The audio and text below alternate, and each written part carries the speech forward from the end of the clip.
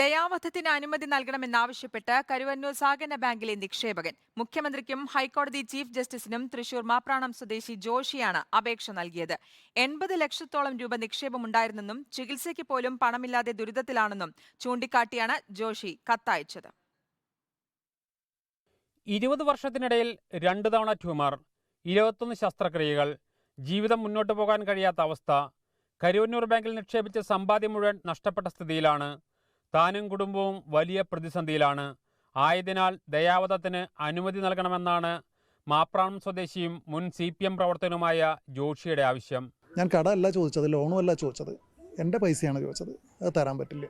ജോലി ചെയ്യാൻ പറ്റാത്ത അവസ്ഥ വന്നു. എൻ്റെ അസുഖം മുഴുവൻ നാട്ടിലായി. ഇനിയിപ്പോൾ എൻ്റെ വീട്ടുകാരുടെ ഗ്യാതറെങ്കിലും സുഹൃത്തുക്കളുടെ ഉള്ളിൽ മുഴുവൻ ഞാൻ രോഗിയായിട്ട് മാറി. ആത്മഹത്യ ശരിക്കും കുറ്റകരമാണല്ലോ. ഇത് ദയാവധമാകുമ്പോൾ അത് കുറ്റമല്ല. എൻ്റെ മക്കളുടെ മുകളിൽ അതിൻ്റെ പാപഭാരമല്ലേ. കുറച്ചുകൂടി നേരത്തെയാക്കുക.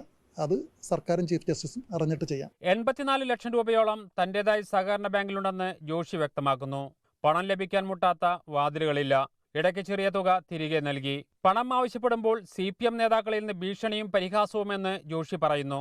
യാതൊരു നിർവാഹവും ഇല്ലാത്തതിനാലാണ് ജീവിതം അവസാനിപ്പിക്കാൻ അനുമതി തേടുന്നതെന്നാണ് അപേക്ഷയിൽ വ്യക്തമാക്കുന്നത്. ബാങ്കിന്റെ കണക്കനുസരിച്ച് 70 ലക്ഷത്തിലേറെ രൂപയാണ് ഇനിയും ജോഷിക്ക് നൽകാനുള്ളത്. കരുവന്നൂർ ബാങ്ക് തട്ടിപ്പിൽ ഇരയായവരുടെ ദുരന്തത്തിന്റെ ആഴം വ്യക്തമാക്കുന്നതാണ് ജോഷിയുടെ ദയാവധ അപേക്ഷ. Reporter Jaisain, reporter, Thrissur.